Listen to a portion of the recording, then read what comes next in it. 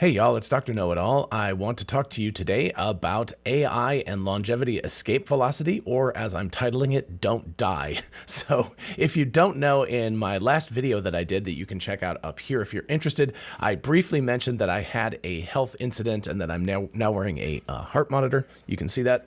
My microphone is always in the way. Anyway, I'm wearing a heart monitor, and there were a lot of people. Thank you all so much for your generosity and your concern and everything like that. So I told you I might do an episode about that, and I'm going to. So I'm going to do one about longevity escape velocity and how to stay healthy, how not to die, and whether being 60 years old makes me too old. So it's kind of a selfish question, but there are a lot of people who are my age and older, especially in my audience. So I wanted to discuss that. So anyway, let's move on to here. What is longevity escape velocity? It is medical advancements that extend your remaining life expectancy faster than time passes. So in other words, if I age 1 year from 60 to 61, but my life expectancy can go from 60 to 62 in that period of time, then effectively every year I can keep going further than I actually age. So that is the goal of longevity escape velocity. There is a lot of hype. There is a lot of, snake oil salesman kind of stuff going on around that. Certainly this is not just AI. I'm going to talk, specifically about AI techniques and things like that and how AI could accelerate this and actually make this a reality. But people, for centuries have talked about this. You can live forever if you find the fountain of youth or something like that, right? That is a famous myth or story about the Spanish conquistadors looking for that. So this is not anything new. People have always been looking for immortality. In fact, back to the Greek times, I'm going to talk about that a little bit later, and something, I think I coined the term, but we'll see. We'll get to that in just a minute. Anyway, so the example is if science adds greater than 1 year to your expected lifespan, each calendar year you have reached longevity escape velocity. In other words, you'll just keep aging indefinitely unless you get hit by a bus or something. So the result is a potentially indefinite lifespan. That's of course theoretical. We don't know. And the analogy is, this is a good one, sort of like a spacecraft breaking free from Earth's gravity. In other words, if you have enough thrust behind the rocket, it will escape Earth's gravity and go out into the stars like the Voyagers or something. If you don't, it will eventually fall back. So that is the way we all currently are. And everyone who has ever lived in history, the tens of billions of people that have lived in history have all fallen back to Earth and passed away after a period of time. So the current timeline suggests that longevity escape velocity could be achieved in 10 to 15 years. That is what I've generally heard, somewhere along like that. So 2035 to 2040, that, makes me and folks who are my age relatively old, which is why I'm concerned from a selfish point of view, but we'll get to society's impacts in a minute too. Anyway, there are people who are much more optimistic about that, including Ray Kurzweil, who is, older than I am. I can't recall exactly, but he's in his 70s somewhere, I think. So, I'm sure he wants this to come as early as 2029. That would be a lovely thing. So anyway, and then more conservative estimates push that out to a couple of decades. This is all highly speculative at this point. This is very important to point out, and that's one of the things that's important to discuss about this. There's a lot of hype about this, but the reality is that we haven't gotten anything. Nothing has actually appeared. And in terms of my family, my personal history, the reason why I am particularly concerned is that especially on my father's side, literally everyone, including a cousin who was younger than me when he passed away, has not just passed away from heart disease or stroke, which was the neurological event that I had. I sat down Monday night to read some emails, and my eye went cross-eyed. My right eye went cross-eyed. Doctors say they have no idea what happened, but with all the CT scans, the MRIs, all of that stuff, they did discover that I actually had a very small stroke in the back of my brain at some point in the past. Not recently. Obviously, it was not the thing that caused this. They have no idea what caused this. So now I have a whole bunch of other doctor's appointments. Doctors are great at telling you they have no idea what they're talking about. It's not good. I would much rather know. I'd be like, okay, tell me what's going on. But anyway, the discovery that I actually already have had a stroke in the past, very small one, but anyway, it's a concern because, like I said, my family all has passed away from this. But the even more important consequence, which is what I'm going to get to a little bit later, is that they didn't pass away immediately. They lived for a long period of time in very poor health, including my dad, who lived, I think he was 66 when he had a massive stroke, and he lived till 86, almost 87. And for 20 years, he was in a horrible condition. And so I don't want to live like that, right? That's not the way to go. And so I would rather remain healthy for that period of time rather than just extend my life. So anyway, we're going to get to that in just a minute. I got these nice pictures from Grok that generated these images for me. Have we missed the window? So if we, meaning people of my age or around that age, so I would say above 50 years old, if longevity escape velocity arrives in 10 to 15 years or so, I'll be 70 to 75. I'll be 80 if it arrives in 20 years. So maybe it's not too late if you maintain good health until then, but you're starting to play with statistics at that point. So the focus, of course, for me, and something that I've been obsessed with since I was 11 years old and I was getting beat up in school, and then my cousin told me, she was like, you can't do a single sit-up. And I couldn't. And that was just like flipped a light switch. And since then, I've been obsessed with my health and going to the gym to the point of probably too much. I would do 3 a days and things like that for a long time. I have, my body has degenerated since then. And so I'm not that great. But there was a period of time in my 20s and 30s where I would say that I was in the shape of an Olympic athlete. I just didn't have any skills, if that makes sense, right? I had the cardiovascular capacity. I had the body, all of that kind of stuff. I just had no skills. I was not an Olympic athlete, but I was in shape like an Olympic athlete. So anyway, I have since long lost that because I'm far too old for that, and it's very sad. But I have focused on health for a long time, and so I've been very sensitive to it. Basically, as soon as I turned 40, I literally had my 40th birthday, and I began to feel it. So I maintained it for a long time. I feel like living into my 40s before starting to really feel the degeneracy of my physical body is pretty good. But I've had that going on for 20 years, and it has degenerated a lot since that time period. So anyway, there's another question that goes along with this, of course, as I note here, is access to these technologies will be a major factor. In other words, will you have to be uber rich to be able to get these when they first come out? That tends to be the case right now. I mean, there's even things like blood transfusions of younger people's blood into your body. There are people that are doing all kinds of wild stuff, and that requires a modicum of wealth, a substantial amount, actually. So anyway, the consequences of this, if this does work, however, is that there are a lot of aging people and not a lot of younger people. So this could be profoundly positive or negative depending on the way that it works out. The big fear right now from lots of people, including Elon Musk, etc., is that we will get to a population collapse. I watched a video about South Korea that was absolutely terrifying, that their demographics basically show that they cannot avoid almost disappearing, that the population reduction is going to be so severe that it doesn't matter what happens unless people live forever, and that will solve the problem. But otherwise, they will kind of disappear, and their culture will disappear, South Korea specifically, over a period of time, like 50 years or so. And so the positive consequence would be if people not only become longer lived, but also get better health during that time period, that will resolve a lot of these demographic issues because people won't be drifting off the back end of this as quickly as they currently do. If it doesn't work, if people just live longer, which is kind of currently the case, we've allowed humans to live a lot longer. Like my father, for example, lived at least a decade past when he would have. Actually, he probably would have died immediately if it had been 100 years ago, right? So they gave him a lot of medicine right at that point. But after that point, he lived for a period of time, 5 or 10 years. I wouldn't say healthy, but he was there. His brain was still there. He was cognitively functional. And then he started to have severe health problems about 10 years ago or so. And he would have passed away much more quickly. So his lifespan would have been reduced by 10 years. So he had a 10-year longer lifespan, but it was not a 10-year longer health span. And so I think that would be a negative impact, right? That's something that's happening right now, is we're having to care for elderly people much longer because their lifespan is longer, but their health span is not. So they're not able to be productive members of society. They're not able to go out and do things. They require a lot of care. So that's the profound positive or negative consequences I'm talking about. Current longevity escape velocity research. This is stuff that's not necessarily AI based, but cellular reprogramming so that changes cell states to replace aging cells. That's a cool idea, right? Again, none of this stuff has come to pass in reality, at least, scientifically verified.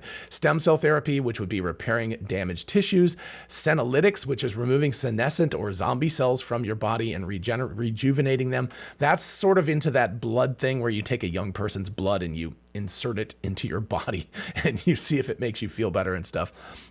telomere lengthening, which is very important. It appears that telomeres, which are like the ends of your DNA strands, that is the area where what they do is they kind of just degenerate over time. They get shorter and shorter, and that's sort of effectively is you aging. So if you can do that without causing cancer, which is the huge problem, is that if you turn this stuff off, if you do it naively, you just get cancer because the cells just go crazy and they grow like nuts. So it's this balancing act where you have to increase the length of telomeres without causing people to get cancer.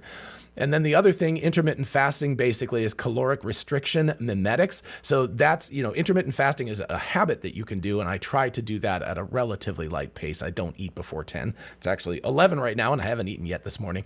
But the mimetics are compounds that allow you to pretend like that. So rapamycin, for example, is something that lets your body feel like it's getting intermittent fasting without actually doing intermittent fasting. So then we get to AI and longevity research. So we get to drug discovery. So the big thing here is that AI is not a silver bullet. AI is an enabling technology that'll allow these things to happen faster. That's what people are counting on. It's not like AI is going to solve this. What it's going to do is create the tools to solve this. So anyway, one of those tools is drug discovery. AI identifies anti-aging compounds faster than traditional methods, like a lot faster. We'll get to that in just a second.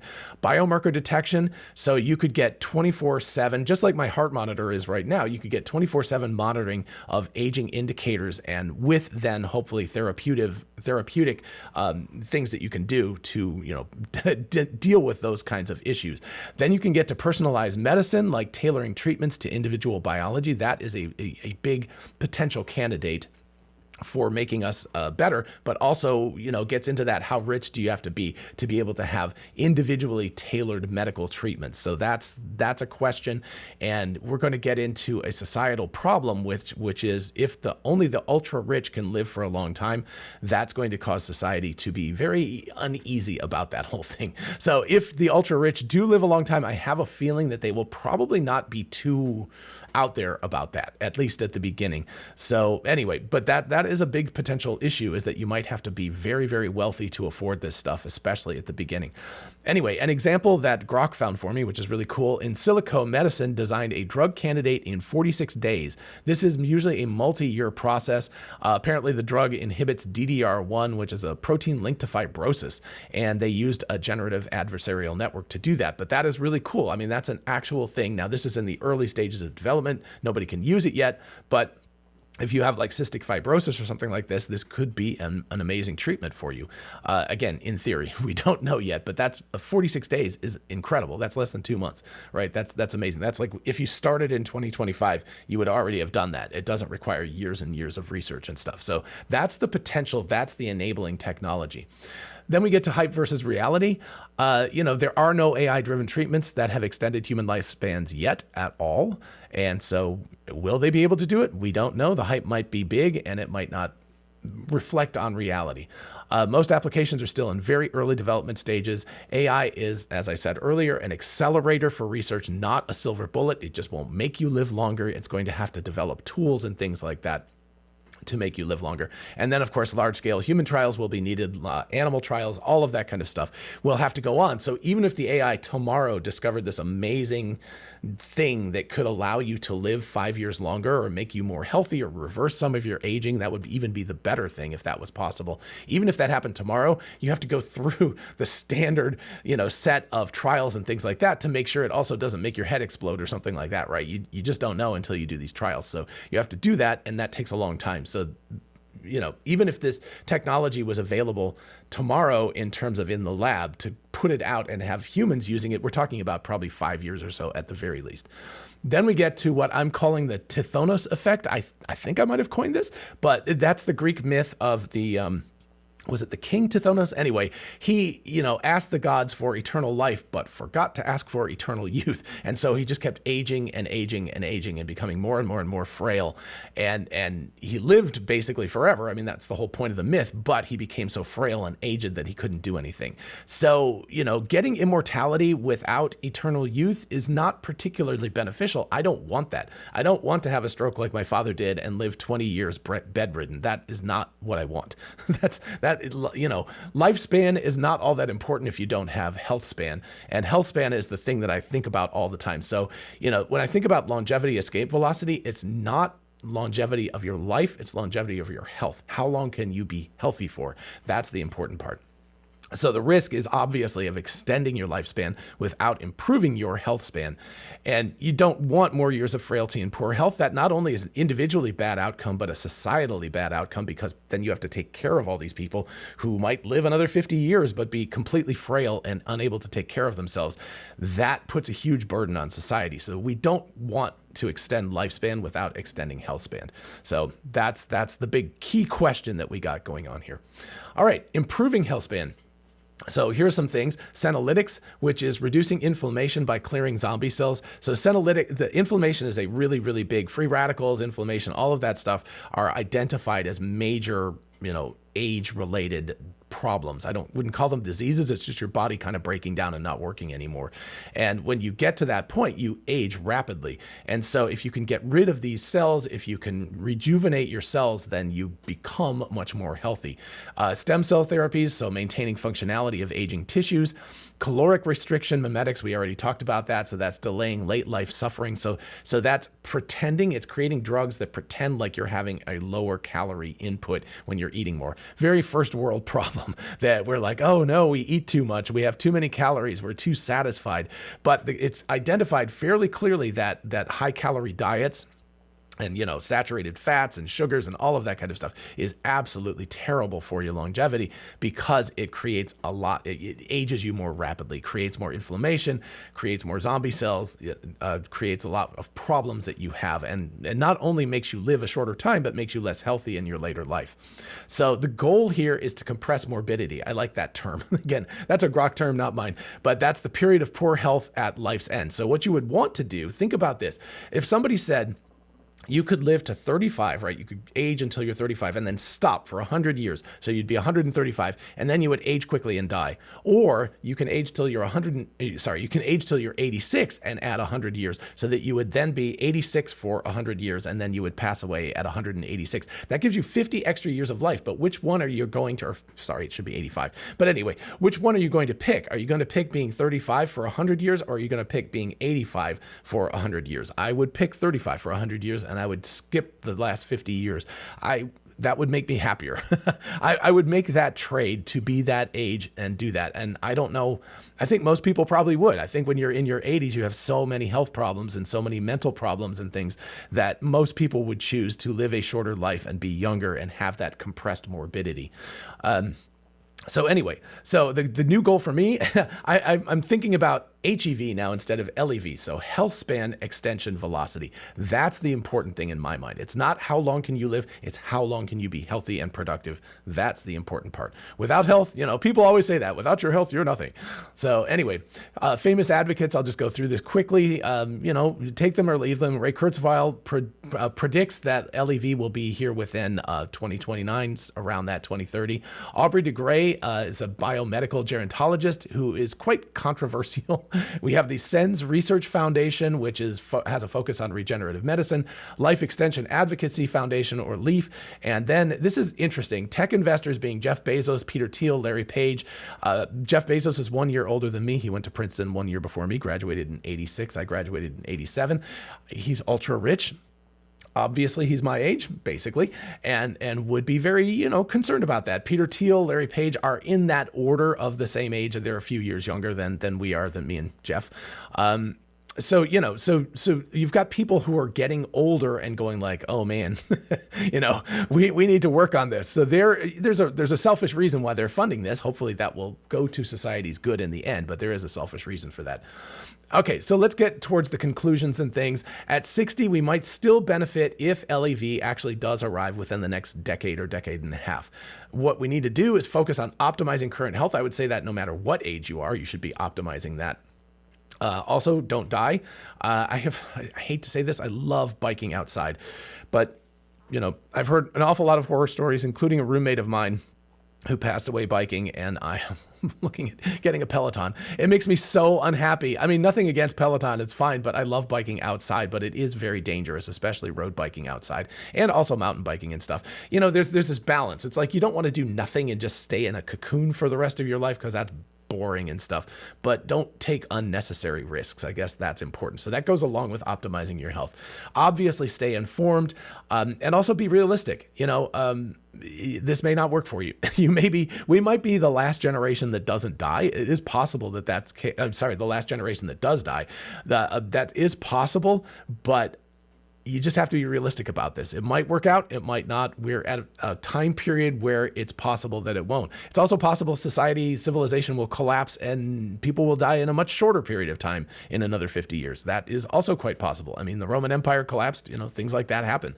So hopefully, fingers crossed, that doesn't happen, but it is possible that people might in the future die in a shorter time span than us. But we will remain optimistic and hopeful. And remember that health span matters as much as lifespan. So recap, medical advances, LEV is medical advances outpacing the aging process. The timeline is somewhere around a decade and a half. AI is accelerating the research, but not yet delivering treatments. It is not a solution itself. It's just enabling the tools. You need to focus on lifespan and health span to avoid the Tithonus effect. And especially at 60 or above, try to be healthy and stay informed about developments. Questions, considerations: what quality of life do we want in extended years? Where do we want to go with that? That's a question for individuals to answer as well as society. Will these technologies be accessible to everybody? Do we need all the money to benefit from early developments? That would be very, very tragically sad if that was the case, but it very well might be that you have to be a millionaire to billionaire to afford these treatments at the beginning. Another question, again, as we talked about, how might society change with dramatically extended lifespans? It could be positive, it could be negative. It really depends on the health span aspect. And then what personal preparations do you want to make to try to, ride this elevator or this rocket ship to escape velocity and get out of the Earth's gravity well, or death's gravity well, if you will. All right, that's what I got for you folks. Let me know what you think about all of this in the comments while you're down there. If you don't mind liking and subscribing, that would be amazing. It really does help out the channel. I appreciate it. Plus the fact you get to see more of this kind of content and my other ramblings. So it helps out the channel, and hopefully you enjoy it as well. And in the meantime, I will see you in the next video. Bye-bye.